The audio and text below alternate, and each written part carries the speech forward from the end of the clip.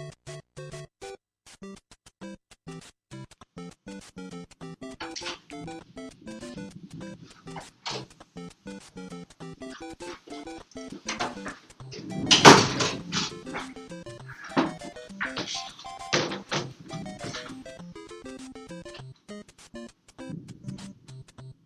Mr. Iwata. The team is here and ready to present to you on our analysis. Hello everyone, I'm in US now for the business trip. Thank you for taking time to join us for this urgent video conference. Okay, a quick recap of the situation. 2 weeks ago, I have appointed a cross-functional team to review our performance, address our key challenges, and work out a 3-year strategy for the company. Since 1998, our revenue has grown tremendously from 4.4 billion US dollars to 18.4 billion US dollars in 2009.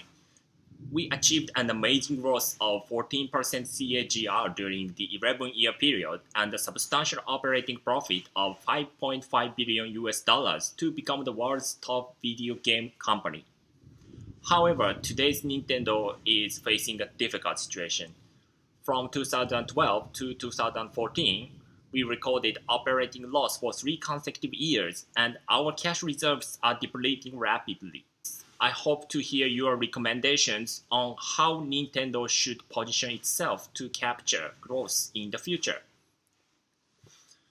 Okay, Julie, tell me about your findings from your financial analysis. Nintendo's performance is closely tied to launches of successful consoles and handheld game devices. In the period of 1996 to 2004, Nintendo's sales growth was largely held up by highly popular games such as Pokémon and The Legend of Zelda, which were played on Game Boy handheld devices. In November 2004, the company launches its new generation of handheld gaming devices, Nintendo DS.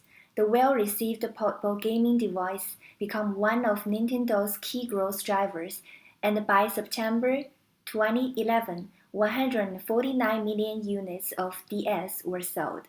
With the launch of Wii in November 2006, Nintendo entered a golden era.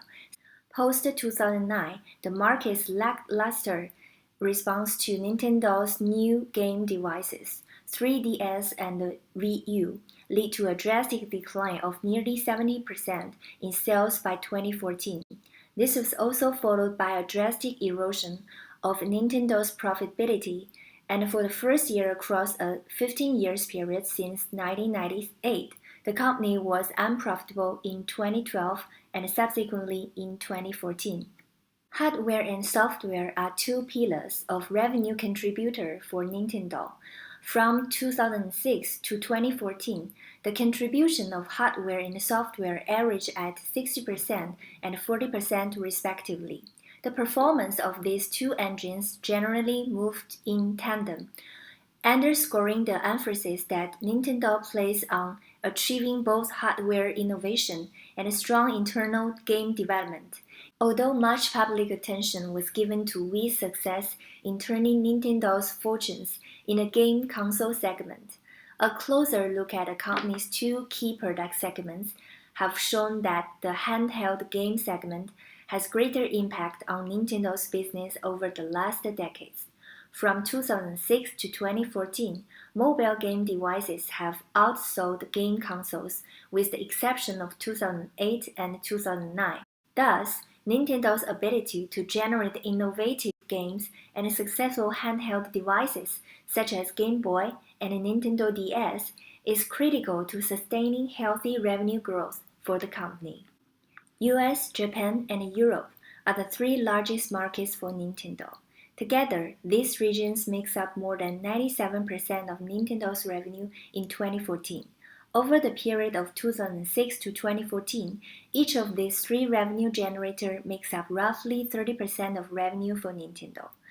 The strong reliance on these 3 traditional markets is one of the key factors driving Nintendo's cyclical sales performance. So what are the other competencies, Amy? The key competitive advantages for Nintendo are sustainable innovation, strong brand equity, and rich aspiration. The first one is sustainable innovation. Nintendo's innovative products can be attributed to its deep understanding of consumer behavior, and that the company can translate the needs to successful games. Take the case of Wii for example. Wii was fundamentally designed based on the principle that mom has to like it.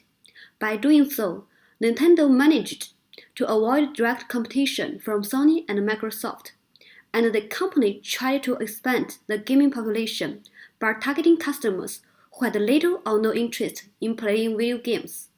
The second one is brand equity.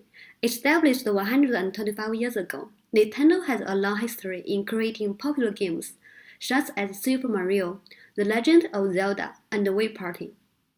Nintendo's portfolio of classic games and characters, such as Mario and Luigi, and its success in creating well-received popular social games on Wii, form the foundation to Nintendo's strong brand equity. The third one is rich aspiration. Between 1998 and 2011, Nintendo doubled the size of its cash reserves. As of 2014, the company has $4.6 billion in cash reserves, and given its strong financial position, Nintendo is well placed to enhance its core competencies through strategic acquisitions and R&D. So, what are the key drivers for gaming consumption? Today's consumers live in an exciting world of interactive entertainment at their fingertips. From playing games online to first-person shooter games on their video game console to light-hearted social games on their tablets and smartphones, gamers are increasingly spend more time on other non-gaming activities such as streaming movies or television shows on their computers, phones, and game consoles. This underscores the importance of expanding the functional attributes on gaming devices. For the purpose of our analysis, we have divided gamers into heavy and light gamers. For heavy gamers, console games are still their first choice. This group of gamers feels that consoles are best for playing games at home or online with friends. Following the success of Wii and Xbox Kinect, a growing number of consumers perceive console gaming as more of a social event and describe the experience as more theatrical. What sets the likes of Wii apart from traditional console gaming is that it opened doors to new customer segments and converted non-gamers.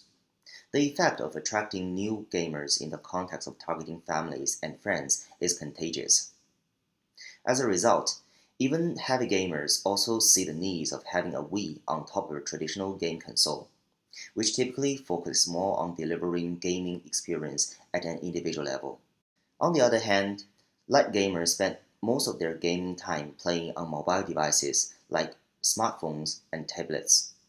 This group of gamers feel that mobile devices, especially smartphones, are a convenient way to game, especially when they are on the go and want to kill time.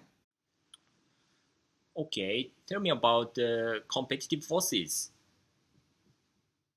Major players in the industry typically spend 4 to 5 years in R&D to release the next generation consoles or handheld game devices. This investment is extremely costly, and this kept barriers to entry high, as only a handful of companies have the resources to develop game consoles. Given that products are widely available via numerous channels, buyer power is relatively weak. The high-tech consoles are nothing without the support of next-generation game software. In the early days, the cost of developing games was high, and the strong power of console game developers made game development business risky. However, in recent years, game developers have gained significant power as third-party game developers around the world own some of the world's most advanced technologies for game development.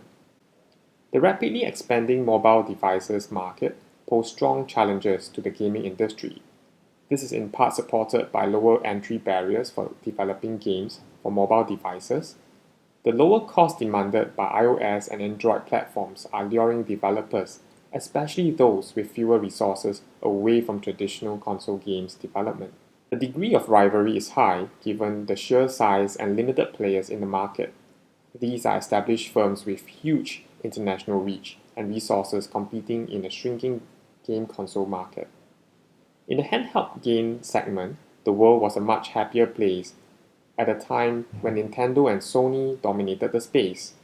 The rise of mobile devices disrupted the segment and placed tremendous pressure on the traditional handheld game devices. Our analysis of the industry cannot be complete without the mention of mobile devices. More importantly, the content driver for these devices, the app stores, kept users hooked on their devices. By July 2011, 15 billion apps were downloaded from Apple's App Store, and 4 out of the top 5 apps belong to the games category. The low fixed and high variable cost structure encouraged games and applications development for iOS and Android platforms. The simple software distribution model provided strong incentives and created intense competition for independent game developers to create the best mobile games. Thank you for the great analysis. So what should we do? Our team would like to propose the following strategies to gear Nintendo for future growth. 1. Market diversification.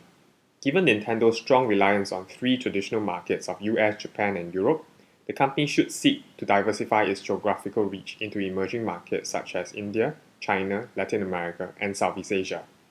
Given our strong cash position, the games development team could look into the potential of acquiring promising game developers in these markets or developing games that will appeal to consumers in the emerging markets. 2. Uncover new niches in the family and friends segment.